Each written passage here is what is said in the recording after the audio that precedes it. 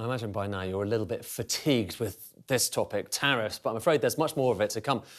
Everyone is finding this a bit much. If you look at just the measure of uncertainty, this is just a particular measure. It's showing just how much people are talking about a particular issue. In this case, trade. And the higher this line is, the more uncertainty there is. So it's a big issue in newspapers. Have a look at this. This last time around, it went up to a really high peak under Donald Trump in his first term in office. Where are we now? Look at this line.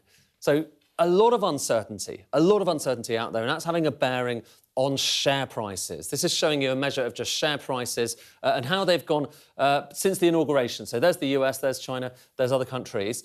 Have a look at this, though. The US down by 6.4%. Some people are calling this the Trump slump, and he's very sensitive when it comes to share prices. Well, they are down quite a lot because people are worried about the impact of all these tariffs on the US economy, whereas other places, the UK, Germany, are actually up. Germany up by 12%, which is really striking, isn't it? And the UK up in positive territory as well, China too as well. So the US a real outlier when it comes to share prices, and it's all because people are looking at what are the next tariffs actually going to be. And the answer to that is right now it's aluminium and steel, OK? So these are the next tariffs that are due to be coming in. Worth asking the question last time around, because there were these tariffs or similar tariffs imposed back in 2018. Last time, did they have an impact? Well, this is showing you US aluminium production, primary aluminium production. It did go up after those tariffs were imposed last time around.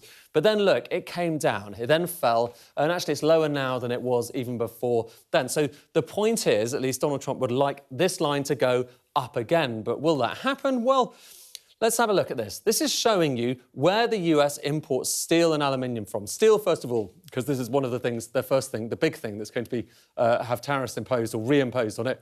Most of that comes from Canada. So it's Canada, then Mexico and a few other countries as well. And with aluminium, it's even more Canada. So there's been so much talk recently about Canada-specific tariffs, but these metal tariffs would really affect Canada.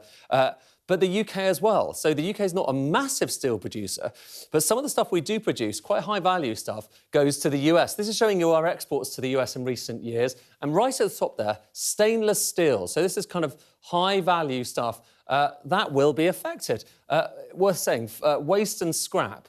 So that's not included in the tariffs, and that's something that is excluded. But most of these other things included, and that could be a real impact for the UK steel sector.